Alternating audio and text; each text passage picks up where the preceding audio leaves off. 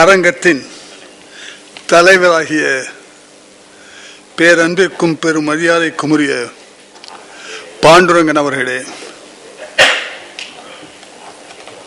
என்னோடு பேச வந்திருக்கின்ற திரு ராமசாமி அவர்களே, நிர்மலா தேவி அவர்களே, வள்ளியம்மை பழனியப்பன் அவர்களே, இங்கே திரளாக கூடியிருக்கின்ற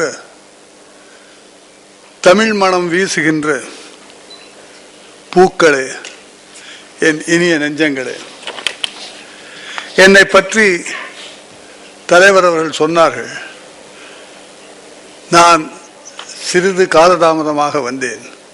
உங்கள் எல்லோருக்கும் தெரியும், நீதி எப்பொழுதுமே சிறிது தாமதமாகத்தான் வரும் என்று. அந்த முறையிலே நான் வெளியே நின்று கொண்டிருந்தேன், பூவை வாங்க யாராவது வருவார்களா என்று. ஆனால் பூ வாங்க இருக்கின்ற மங்கையர்கள் எல்லாம் இங்கே இருக்கின்றார்கள். ஆகவேதான் வெளியிலே விற்க முடியவில்லை. உள்ளே செல்லுங்கள் என்றார்கள். இங்கே வந்தேன். பாண்டுரங்கனார் அவர்கள் சொன்னார்கள், நீதியரசர் வந்து கொண்டிருக்கின்றார். அவர்கள் சொன்னார்கள் 2. அதுக்கு நான் சரியாக மறுமொழி செய்யவில்லை என்றால் தவறாக இருக்கும். திருக்குறள் என்று என்னை பற்றி சொன்னார்கள். திருக்குறள் நான் ஒன்றே ஒன்று சொல்லிக்கொள்ள விரும்புகின்றேன். உலகத்திலே இருக்கின்ற நூல்களில் எல்லாம் ஒரு தலை சிறந்த நூல் இருக்குமானால் அது திருக்குறள், திருக்குறள், திருக்குறள் என்பதிலே எந்த விதமான ஐயம் இல்லை. என்ன காரணம் என்றால், அதற்கு ஒரு சிறிய மேற்கோளை காட்டி அதோடு முடித்து விடுகின்றேன். தலைப்புக்கு செல்கின்றேன். ஒமார் கலீஃப் என்கின்ற ஒரு துருக்கிய வீரன் துருக்கியை பாதி வென்றுவிட்டு இன்றைக்கு இஸ்தான்புல் இருப்பது போல் அன்றைக்கு கான்ஸ்டான்டினோபிள் என்கின்ற தலைநகரமாக இருந்தது. கான்ஸ்டான்டினோபிள் பார்க்கின்றான். அங்கே ஒரு பெரிய நூலகம் இருந்தது. நூலகத்தை பார்த்தவுடன் கேட்கின்றான். அவன் போர் வீரன், அவனுக்கு நூலகத்தை பற்றி அதிகமாக தெரியாது. இருந்தவுடன் சொன்னான், இது என்ன என்று கேட்டவுடன் கூட இருந்த படை வீரர்கள் சொன்னார்கள், இது ஒரு நூலகம் என்று சொன்னான். எதற்காக நூலகத்தை வைத்திருக்கின்றார்கள்? இதை எரித்து விடுங்கள். ஏனென்றால் அவன் சொன்னதை சொல்லி திரும்ப, burn all the libraries in the world. உலகத்தில் உள்ள நூலகங்கள் எல்லாம் எரித்து விடுங்கள். அனைத்தும் இந்த ஒரு புத்தகத்தில் இருக்கிறது என்று குரானை காட்டினான். All this is contained in Quran என்று சொன்னான். அதே போல் நான் சொல்ல விரும்புவதெல்லாம், உலகத்தில் உள்ள அத்துணை நூலகங்கள் எரிந்தாலும் ஒரே ஒரு நூல் இருக்குமானால் அது தமிழருக்கு மட்டுமல்ல, உலகத்திற்கே ஒரு பெரிய நீதி நூலாக இருக்கும். அதுதான் திருக்குறள் என்ற முறையிலே தான் திருக்குறளிலே நான் ஈடுபாடு கொண்டிருக்கின்றேன். அவர்கள் சொன்னார்கள், நீதியரசர் தமிழிலே இவ்வளவு ஆர்வம் கொண்டிருக்கின்றார்கள் என்றார். அவர்களுக்கு நான் பணிவன்போடு சொல்லிக்கொள்ள விரும்பினேன். திருமூலர் சொன்னார் அல்லவா, என்னை நன்றாக இறைவன் படைத்தனன், தன்னை நன்றாக தமிழ் செய்யுமாறு என்ற. தமிழ் யாரோ ஒரு சிலருடைய சொத்தல்ல, அனைவருக்கும் தெரிந்து தமிழனாக பிறந்த ஒவ்வொருவரும் தமிழை நல்ல முறையிலே நல்ல உச்சரிப்போடு கற்றுக்கொள்ள வேண்டும்.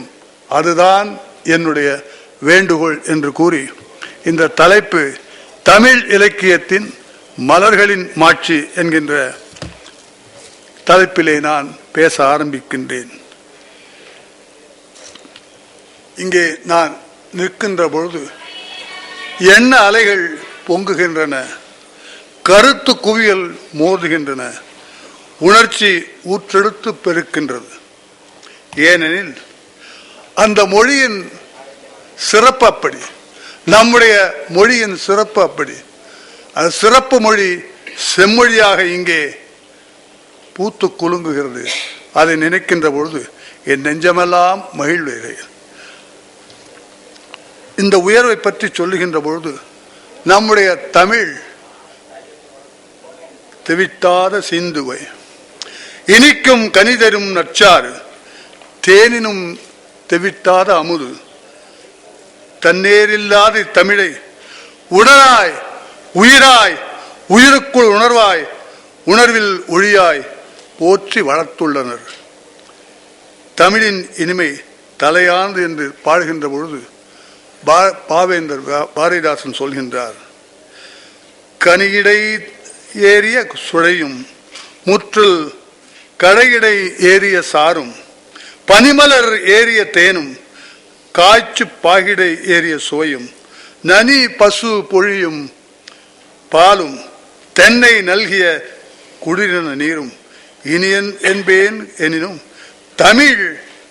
தமிழை என்னுயிர் என்பேன் கண்டீர் என்றான். இவ்வளவு அருமையான தமிழைத்தான் நாம் இன்று போற்றி வளர்க்கின்றோம்.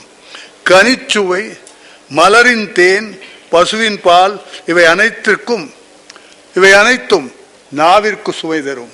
ஆனால் உள்ளத்திற்கும் உணர்வுக்கும் சுவை தரும் அருமருந்து தமிழ் என்கின்ற முறையில் நான் சொல்ல விரும்புகின்றேன்.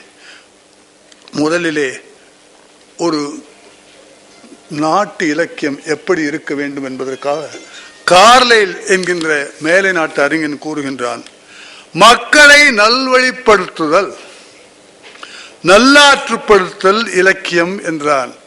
எந்த ஒரு இலக்கியம் மக்களை நல்ல வழியிலே செல்லச் சொல்கிறதோ, எந்த ஒரு இலக்கியம் மக்களை நல்வழிக்கு தூண்டுகிறதோ அதுதான் மக்கள் தேடுகின்ற ஒரு இலக்கியமாக இருக்கும் என்று இதைத்தான் தொல்காப்பியம் கூறுகிறது. அறநிலை மருங்கின் அறமுதலாகிய மும்முதற் பொருட்டும் உரிய என்ப என்று சொல்கிறது. இந்த